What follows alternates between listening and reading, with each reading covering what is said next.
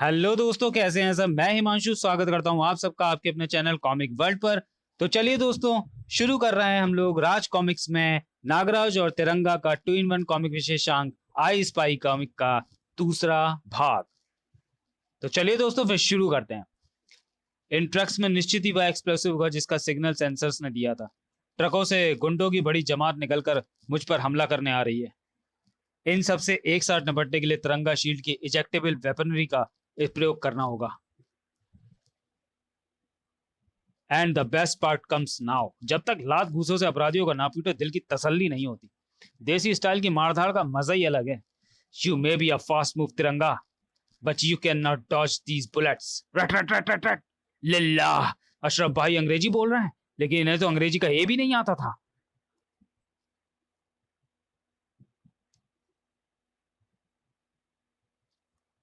सही कह रहा है, ये बिना बुलेट में वादे के इतने सारी गोलियों को टॉस देना मुमकिन नहीं है। ऊपर वाला खुद भी भेजे अगर फरमान, मौत यार का अपने सीने पे ले लेंगे मौत उसकी समझ के निशानी दोस्त की। नागराज दिल्ली में? क्या टाइमिंग है भाई। हाँ, कम से कम मेरी टाइमिंग मेरी शायरी से तो अच्छी ही है। ये जमूरे कौन है? बस जान पहचान कर ही रहा था। ये बात तो चलो मिलकर जान पहचान करते हैं। तुम ता नेकी और पूछ पूछ। नागराज भी यहाँ टपक पड़ा, और नागराज के साथ ये भी यहाँ होगी, इसकी उम्मीद मुझे नहीं थी। डैम इट, सारा प्लान चौपट होता जा रहा है। घेर लो इन सभी को, कोई भी यहाँ से जिंदा बच के ना जाने पाए। सोफी को कमजोर समझने की भूल ना करना कमजरफों। अपने एक जासूसी सर्व के मानसिक संकेत पर मैं यहाँ आया था। मुझे और सोफी को तो किसी और के कहा यहाँ मिलने की उम्मीद थी, पर यहाँ तो मामला ही अलग नजर आ रहा है। हो सकता है इन लोगों का अलगजनी से कोई ताल्लुक हो। ये तो इतनी पिटाई के बाद ही पता चलेगा। नागराज यहाँ दिल्ली में क्या कर रहा है? फिल्म स्टार रंजीत कपूर का भी यहाँ होना समझ में नहीं आ रहा। रुक जाओ तुम दोनों अपनी जगह, वरना इस लड़की का भेजा अगली सेकंड सड़क पर छितरा मिलेगा। मेरी परवाह मत करो Nagraj, don't let him go. काफिरों के काफिर चाहे कितनी भी कोशिश क्यों ना कर लें, तू मुझे नहीं पकड़ सकता। असलम, सलीम, गाड़ी स्टार्ट करो। No no no, you can't catch me no matter how hard you try. I spy, I spy. Ashraf तो हाथ से निकला ही, साथ में तुम्हारी सातिन भी मुसीबत में पड़ गई नागराज। मैंने अपना एक सूक्ष्म जासूस अब सोफी के साथ भेज दिया है तिरंगा। वो सोफी को जहां भी ले जाएंगे हमें पता चल जाएगा। हम तो बच गए अशरफ भाई, लेकिन हमारा सारा माल, हमारे सारे आदमी सब बर्बाद हो गया। और तो और वो 5 करोड़ वाला बैग भी वहीं छूट गया। हम तो जिंदा है ना, बाकी सब फिर से आ जाएगा। गाड़ी की रफ्तार कम करो। क्यों भाई? इसलिए। Ouch! Nagraj. 1 hour later. Sophie कैसी है नागराज? बेहतर है, कोई गंभीर चोट नहीं है, ये सिर्फ मामूली खरोचे हैं, जल्दी ठीक हो जाएगी। तुम बताओ, एनी प्रोग्रेस? Not much. घटनास्थल के बरामद रुपए वही हैं जो कल आरबीआई से गायब हुए थे। अशरफ अकबरी के जो आदमी पकड़े गए उनके अनुसार यह रुपए रंजीत कपूर लेकर आया था। जो 4 ट्रक भर के आरडीएक्स बरामद हुआ है वो आतंकवादियों के अनुसार रंजीत कपूर ने ही मंगवाया था, दिल्ली में तबाही मचाने के लिए। अशरफ अकबरी कौन है? सूत्रों के अनुसार पाकिस्तानी एजेंट है और यहाँ किसी आतंकी गतिविधियों की फिराक में है। पर इस फिल्म स्टार रंजीत कपूर का इस मैटर में इन्वॉल्वमेंट समझ में नहीं आ रहा। समझ में तो ये भी नहीं आ रहा कि जो पैसे आरबीआई ने लूथरिया ने चुराए थे, आरबीआई से लूथरिया ने चुराए थे, वो रंजीत कपूर के पास कैसे आ गए, जबकि दोनों एक दूसरे को जानते भी नहीं। स्ट्रेंज। तुम बताओ नागराज, यहाँ दिल्ली में कैसे पहुंच गए? और वो लड़की सोफी कौन है? सोफी खुर्रम की मंगेतर है। सोफी से ही मुझे पता चला कि तालिबान के खात्मे के बाद अफगान रिसर्च सेंटर में हिंदुस्तानी वैज्ञानिक अफगानी वैज्ञानिकों के साथ मिलकर एक ऐसा प्रोग्राम डेवलप करने की कोशिश कर रहे थे जिसके जरिए बड़ी संख्या में लोगों की कम से कम समय में साक्षर किया बनाया जा सके। सोफी और खुर्रम इस प्रोजेक्ट पर एक साथ कार्यरत थे, जिसके दौरान दोनों की नजदीकियां बढ़ी और दोनों ने मंगनी कर ली। तब सोफी को पता चला कि खुर्रम दरअसल मोस्ट वांटेड आतंकवादी महमूद अल गजनी का बेटा है, और प्रोजेक्ट की आड़ में अपने बाप के लिए खतरनाक बायो न्यूक्लियर हथियार बना रहा है, जिसके जरिए हिंदुस्तान में एक बड़ी आतंकवादी वारदात को अंजाम दिया जा सके। इससे पहले कि सोफी खुर्रम को रोक पाती, अल गजनी संगठन ने रिसर्च सेंटर पर हमला कर उन लोगों को बंधक बना लिया। मैं जब तक वहां पहुंचा खुर्रम हिंदुस्तान भाग चुका था। मुझे सोफी ने खुर्रम की फोटो दिखाई थी। जब मैंने देश भर में मौजूद अपने जासूसी सरबों से मानसिक संपर्क साधा तो मुझे पता चला कि खुर्रम के हुलिये वाला एक व्यक्ति दिल्ली में है। उसी का पीछा करते हुए मैं और सूफी कुतुब रोड पहुंचे थे। ओह, इसका मतलब अशरफ के पीछे भी खुर्रम कहाँ आते? Date 4/11/2010, place Humayun's tomb Delhi, time 1 AM। हमें यहाँ इतनी रात गए क्यों बुलाया अशरफ? क्योंकि आप सब भी हमारी तरह पाकिस्तान के नुमाइंदे हैं, जिनका इस मुल्क में रहने का मकसद सिर्फ एक ही है, इस मुल्क की तबाही और बर्बादी। हर जिहादी का यही अरमान है कि वो हिंदुस्तान के तबाह व बर्बाद करने में जिहाद में शिरकत दे।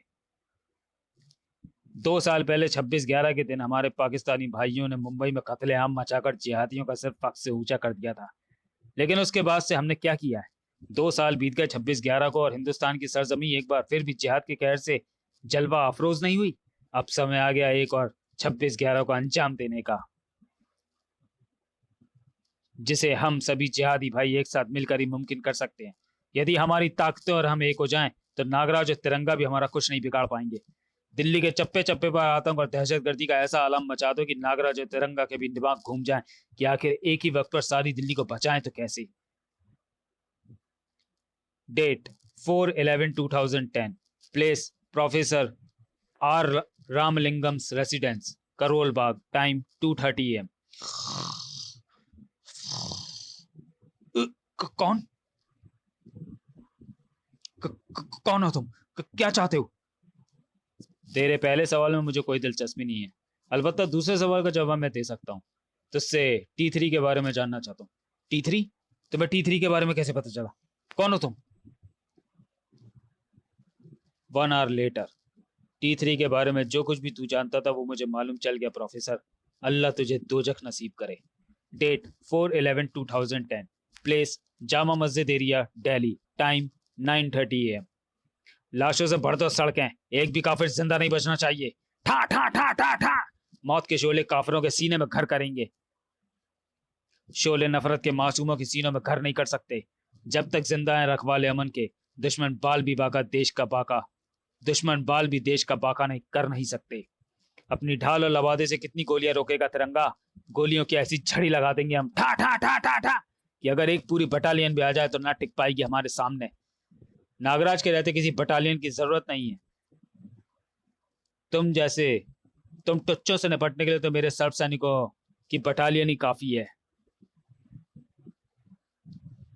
लाख अत्याधुनिक सही पर तुम्हारी बंदूकें उतनी गोलियां नहीं बरसा सकती जितना कि नागराज सांप बरसा सकता है। शक शक शक शक।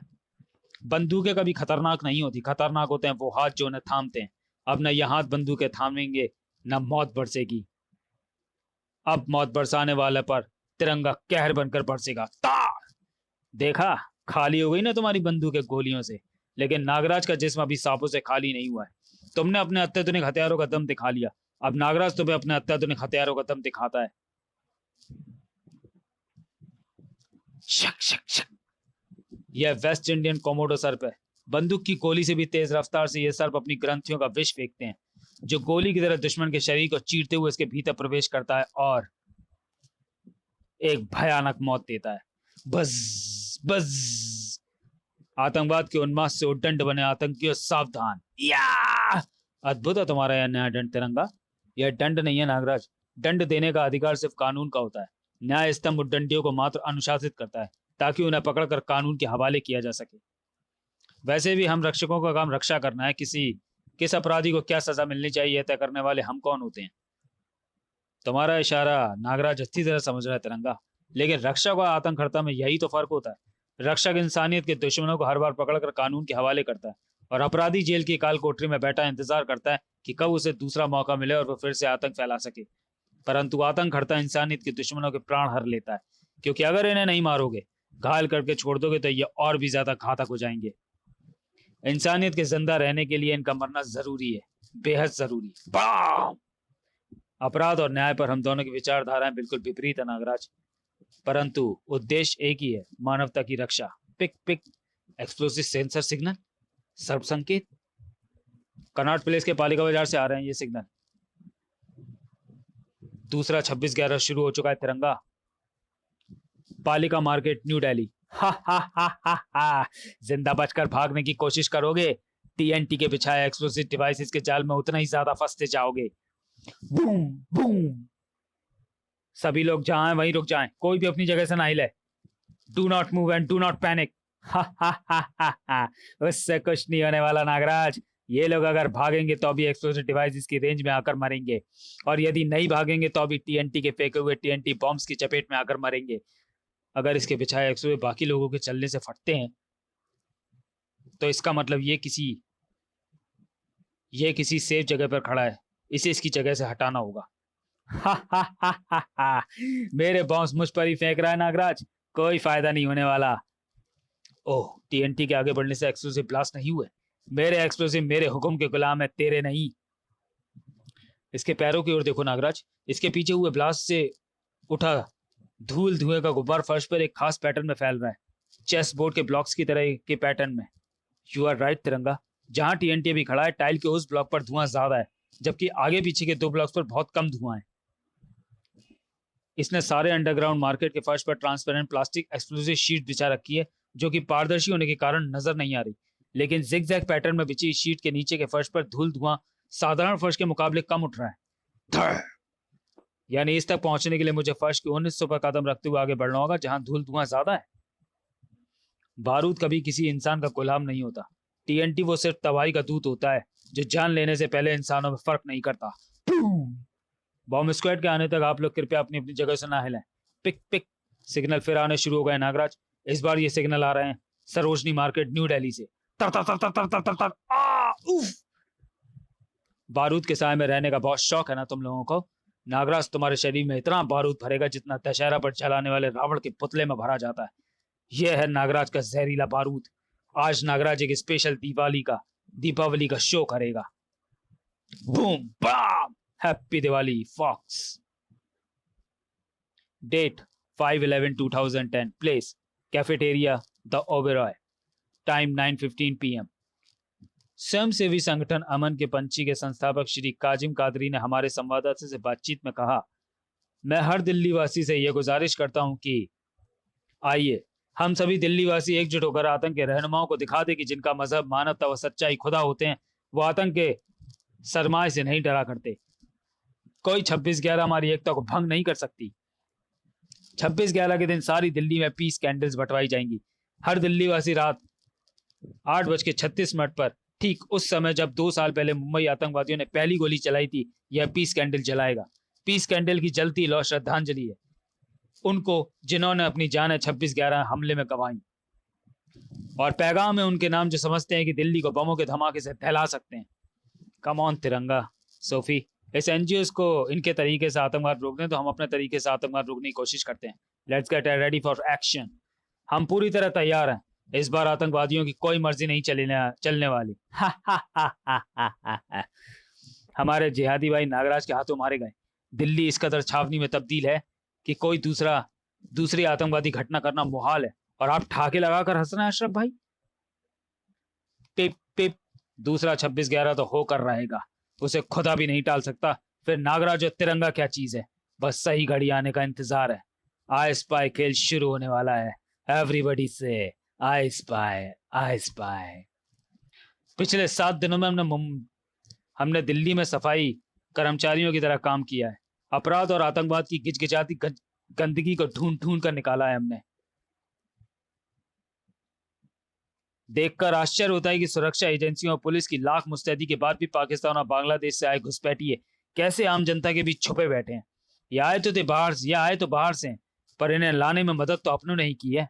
कई प्रतिबंधित संगठन इन घुसपैठियों को खुफिया तौर से देश में आने में मदद करते हैं। इनके झूठे नागरिकता प्रमाण पत्र और दूसरे डॉक्यूमेंट तैयार करवाते हैं, ताकि ये घुसपैठिए भेड़ की खाल में छिपे भेड़ियों की तरह हमारे बीच रहकर हम पर हमला करते रहें। हमने ऐसे अनगिनत भेड़ियों के चेहरे से भेड़ की खाल नोची है, तब कहीं जाकर आज हम आखिरकार तुझ तक पहुंचने के बहुत करीब हैं। Date 13/11/2010। Place ISBT Kashmiri gate, new Delhi. Time 7:30। Ashraf Akbari, अब फटाफट अपने बाप खुर्रम का पता बता दे। अशरफ, तुम फिर गलती कर रहे हो काफिरों के काफिर। खुर्रम मेरा नहीं, मैं खुर्रम का बाप हूं। रुक जा Ashraf Akbari. No no no, you can't catch me, no matter how hard you try. Everybody से आई स्पाई आई स्पाई। या नहीं, खुदा के वास्ते मुझे बख्श दो। मैंने कुछ नहीं किया। मेरे दो बापों की कसम, मुझ पर किसी शैतान का साया था। इसे क्या हो गया? इसका तो राग ही बदल गया, वो भी बिना मार खाए।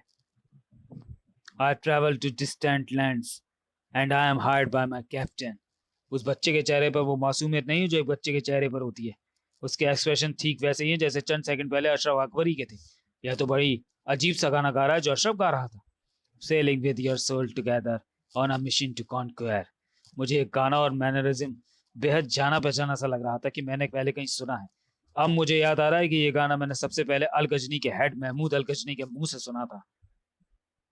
यह एक्सप्रेशन मैनरिज्म सब महमूद अल गजनी का है।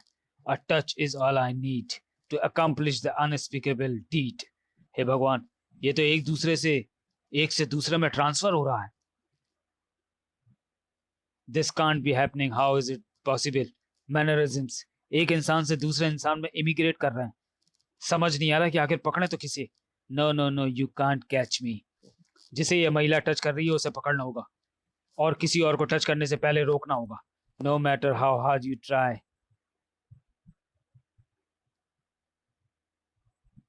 आई स्पाई, एवरीबॉडी से आई स्पाई आई स्पाई। यकीन नहीं होता कि हमारे हाथ से इतनी आसानी से निकल गया वो जो कुछ भी था। ऐसा तो मैंने हॉलीवुड मूवी फॉलन में होते देखा था, जिसमें एज़ेज़ल नामक शैतान स्पर्श के द्वारा एक व्यक्ति से दूसरे व्यक्ति के शरीर पर कब्जा करता है। तो तुम कहना चाहते हो कि मेरे मरे हुए महमूद अल गजनी की आत्मा इन लोगों को बारी बारी से पॉसेस कर रही है? आत्माओं पर वे विश्वास नहीं करता। It should be something else and then that I am gonna find out. कम से कम अशरफ अकबरी तो हमारे कब्जे में है, शायद यह हमें कोई सुराग दे सके। Date 14/11/10, place scientist Alam Khan's residence, Naraina, New Delhi, time 6:45 PM। आपके शिक्षा क्रांति से जुड़े वैज्ञानिक प्रयोगों के क्षेत्र में बहुमूल्य योगदान दिया है आलम खान जी, इसलिए हमारी साइंस मैगजीन आपकी जीवनी के ऊपर एक आर्टिकल निकालना चाहती है। अगर मैं युवा पीढ़ी को मार्गदर्शन देने में किसी प्रकार का योगदान कर सकूं तो मुझे बहुत खुशी होगी। पूछिए, क्या पूछना चाहते हैं आप? यही कि अफगानिस्तान में साक्षरता बढ़ाने के लिए डेवलप किए जा रहे प्रोग्राम को तुम लोगों ने T3 में कैसे तब्दील कर दिया? व्हाट? क्या बकवास कर रहे हो? कौन हो तुम? जानना चाहते हो कि मैं कौन हूं? देख मेरा चेहरा, खबीस की औलाद। तो तुम यहाँ कैसे पहुंच गए? सवाल सिर्फ मैं पूछूंगा आलम, तू जवाब देगा। तो चलिए दोस्तों, वीडियो को यहीं समाप्त करते हैं और मिलते हैं राज कॉमिक्स में तिरंगा और नागराज के 2-in-1 कॉमिक विशेषांक आई स्पाई के तीसरे और अंतिम भाग में अगले वीडियो में। तब तक के लिए धन्यवाद।